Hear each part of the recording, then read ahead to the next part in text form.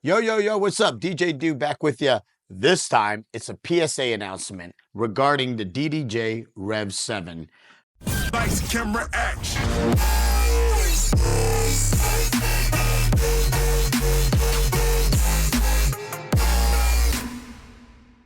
Let me set up the story real quick. First of all, I did a charity gig last weekend in Illinois, and it was for the Children's Hospital of Illinois, and I had to fly out there. They called me at the last second, and pretty much the sound company didn't have my normal CDJ setup that I would have normally used in a situation like that. So I had to bring gear, and they said they'd give me a little bit more money, $100 extra, if I just lugged along, one of my controllers with me. So I did, and so I have all kinds of controllers from all kinds of different manufacturers, and I grabbed the Rev 7. And the Rev 7 really doesn't leave my house ever. And right off the bat, I noticed that the plates were starting to come up on the Rev 7. Like the glue was starting to come undone. So I kind of just pushed it down, and I was like, whatever. It was already kind of near the case. I just threw it in the case, dragged it out there, got to my show. And once I got to my show, I tried to fire this thing up and it would not fire up. I was like, what is going on? So I go to the sound engineer and I'm like, Holmes, is there something wrong with the power? Is everything connected right? Is the generator on? What's going on?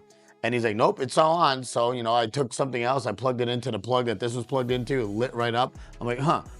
So I said, huh. So I started playing around with this. And this is the actual power brick that comes with the Rev 7. This was the problem. So, essentially, right here I got a hot power cord. Had it plugged in, plugged this in, back here sometime, and then turn it on, and then nothing. It would light up for a second, and then I have to kind of play around with it, pushing in the button, nothing. Absolutely nothing. Talk about, I flipped out because I knew I was at a charity gig. I knew they didn't have backup gear. I know that there's not a backup unit to this, at least that I owned at the time. I didn't have one. And I'm looking at the cord. There's nothing wrong with the cord. There's nothing wrong with the cable. There's no bends, kinks, tears, perforations, nothing. So I'm like, what's going on? And I'm moving it around and it would kind of light up for a second and then it would go down. Well, anyhow, I moved it around, it lit up, I started using it, I was one song in, died again. I don't even know why I attempted it. So I did have another friend that was a DJ that was close by that I knew in that area in Peoria, Illinois, and he happened to run me out a Flex 10. And I ended up using the Flex 10 for the rest of the gig, but how embarrassing was that? This was like well within like when the show started already. So they had to delay the whole show because of me, because of my control, because of this embarrassment right here. And people are like, well, it's not the controller, it's your power brick. Well, because this is dedicated only to this controller, then this is part of the controller as far as I'm concerned. So my advice is don't ever buy a controller unless it has an IEC cable or unless it's powered by your MacBook or some kind of, I don't know. I just would never, ever buy something where it has a dedicated power brick. God darn, it was so embarrassing. So what did I do when I got home? Well, I wanted to throw this whole thing in the trash, to be honest. But I knew it wasn't the actual MIDI part controller off the bat. So I knew that wasn't the problem.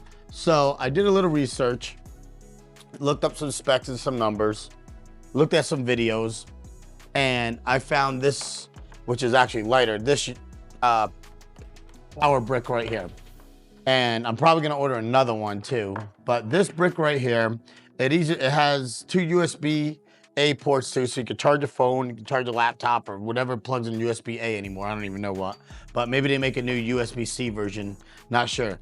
But it comes with different adapters here. And you just have to find the right adapter. And essentially, let me find the hole again, story of my life. I know it's a family show, but for y'all that got it. All right, so anyhow, plug this in. And boom, lit right up, as you can see.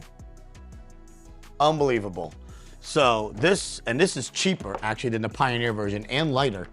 And I'm gonna probably order another one of these. I'll put a link in the description where I found this. It was an Amazon unit, and I did test it for a couple hours today. I had it running, had the platters running, everything works perfect. It worked like a charm. It's the right power rating.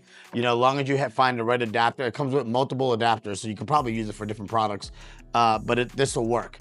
But regardless of that, this controller is so much money. And, you know, I think when I got it, it was like, you know, $1,800, $2,000, something like that, that there should be no way in heck that one little skinny little power cord could ruin this whole unit. And that's kind of what happened. And I was embarrassed to even use this, and I'll never bring it out again, that's for sure. You know, unless I have like 5 of these with me. All right, maybe not 5. At least 2 of these with me. I won't even bring this out in public again. That'll be it. I will only bring controller, you know, whether my Rain Performer, my Rain 4, or a CDJ setup, a Pioneer setup that has a, you know, an easy accessible cable, like an IEC cable. I won't use this again for sure. Never again. Anyhow, that's my PSA announcement. And this thing is not built like a tank. It's just not. The power cord's not, and neither is this. And I'll show you a quick video real quick of me just kind of showing what's kind of going on here too with these plates. And it sucks because it's so much money. And this was like controller of the year, you know, last year or whatever it was. And it feels great, and I don't know, it sounds good, but you know, it's gotta work. It's gotta power on at the end of the day. With that, folks, thank you so much for tuning in again. Take care of yourself, and especially take care of each other. And like I said, this is a little PSA announcement, and I'll catch you on the next one, guys. Take care. Peace out.